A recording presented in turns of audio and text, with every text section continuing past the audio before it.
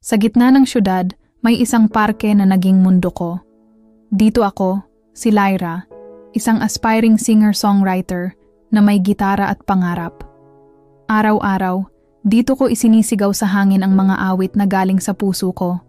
May mga pumapalakpak, may dumadaan lang, pero may isang laging nandoon. Sa ilalim ng malaking puno ng akasya, palaging nakaupo ang isang tahimik na lalaki. Hindi ko alam ang pangalan niya. Palagi lang siyang nakatingin sa malayo, pero alam kong nakikinig siya. Ang mga mata niya, parang may bitbit na sariling universo ng kalungkutan, pero kapag nagkakatinginan kami, kahit saglit lang, parang may kislap. Sino kaya siya? Isang hapon, habang kinakapa ko ang mga bagong chords, biglang bumuhos ang malakas na ulan. Nagtakbuhan ang mga tao.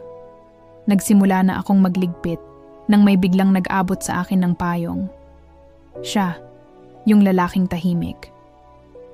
Baka mabasa ang gitara mo, sabi niya sa mahinang boses. Yun ang unang beses na narinig ko ang boses niya. Malalim at malumanay. Salamat, sabi ko, medyo nabigla. Ako si Lyra. Ngumiti siya, isang ngiting nahihiya pero totoo. Leo, sagot niya. At doon nagsimula ang lahat. Sabay kaming sumilong sa isang waiting shed. Ang awkward ng katahimikan sa simula, pero binasag ko yon. Lagi kitang nakikita dito. Mahilig ka rin ba sa music?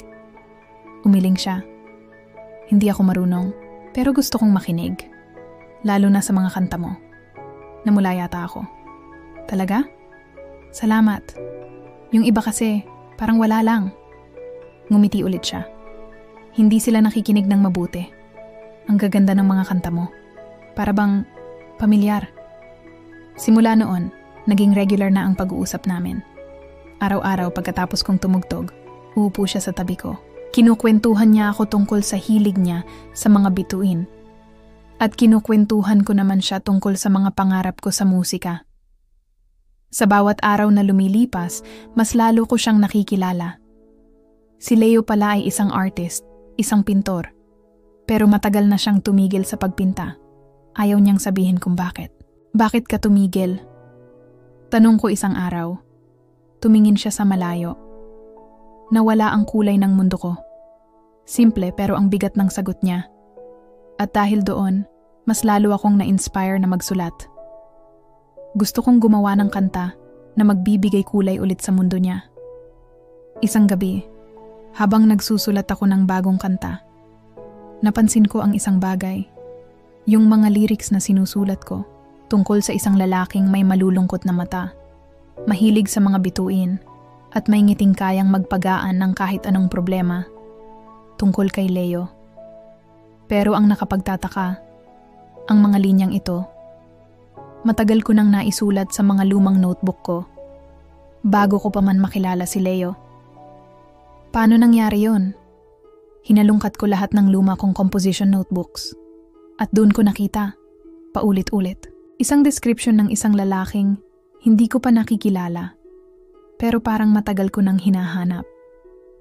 Isang mukha sa panaginip, isang boses sa aking isipan. Siya pala ang laman ng mga kanta ko noon pa man. Si Leo. Kinabukasan, dala ang gitara at ang mga lumang notebook ko, hinanap ko siya sa parke. Nandoon siya, sa dati naming tagpuan. Leo, tawag ko. Medyo nanginginig ang boses. May kailangan kang makita. Pinakita ko sa kanya ang mga lumang sinulat ko. Ang mga tula, ang mga kantang hindi pa tapos, lahat tungkol sa kanya. Kinuha niya ang notebook. Binasa niya ang bawat pahina. Nakita ko ang gulat sa mga mata niya. Paano? Tanong niya. Hindi ko alam. Sagot ko. Pero parang matagal ka ng parte ng musika ko bago pa man kita nakita. Hindi siya nagsalita.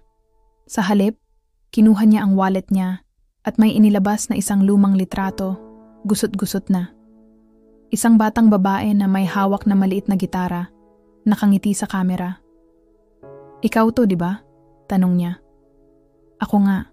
Kuha yun sa isang summer camp maraming taon na ang nakalipas. Ako yung batang laging nanonood sa'yo sa malayo noon, sabi ni Leo. Yung batang torpe na hindi makalapit para sabihing ang ganda ng tinutugtog mo. Ikaw ang unang nagbigay kulay sa mundo ko, Lyra. At nang mawala ka sa paningin ko, nawala rin ang mga kulay. Napatulala ako. Ang batang lalaking yon, naaalala ko siya. Siya yung palaging mag-isang gumuguhit sa isang sulok. Parehong parke, parehong mga pangarap. Pinagtagpo kami noon, at pinagtagpo kami ulit ngayon. Kinuha ko ang gitara ko. Para sa'yo to, sabi ko. At kinanta ko ang pinakabagong awit na sinulat ko. Isang awit ng muling pagkikita, ng mga pusong naghanapan, at sa wakas ay nagkatagpuan. Habang kumakanta ako, nakita ko ang unti-unting pagbabalik ng kislap sa mga mata ni Leo. This time, hindi na lang kislap kundi ningning. Nang matapos ako, lumapit siya. Hindi na siya ang tahimik na estranghero. Salamat sa pagbabalik ng musika, sabi niya.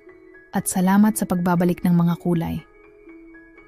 Hinawakan niya ang kamay ko. At sa pagkakataong iyon, alam namin pareho na hindi na kami muling magkakawalay. Ang mga kanta ko, dati ay mga pangarap lang. Ngayon, naging katotohanan na. Dahil ang awit ng puso ko, noon pa man, ay para lang pala sa kanya. Si Leo. Ang nawawala kong nota, ang kulay ng aking musika. Kaya kung minsan ay nararamdaman ninyong may kulang sa buhay nyo, baka naman, tulad namin, ang tadhana ay may sariling timing. Baka ang kantang para sa'yo ay isinusulat pa lang, o baka naman, matagal nang naisulat at naghihintay lang na marinig mo. Salamat sa panunood. Kung nagustuhan nyo ang kwento ni na Lyra at Leo, huwag kalimutang mag-like, share at mag-subscribe para sa mas marami pang kwentong magpapakilig sa inyo. Hanggang sa muli,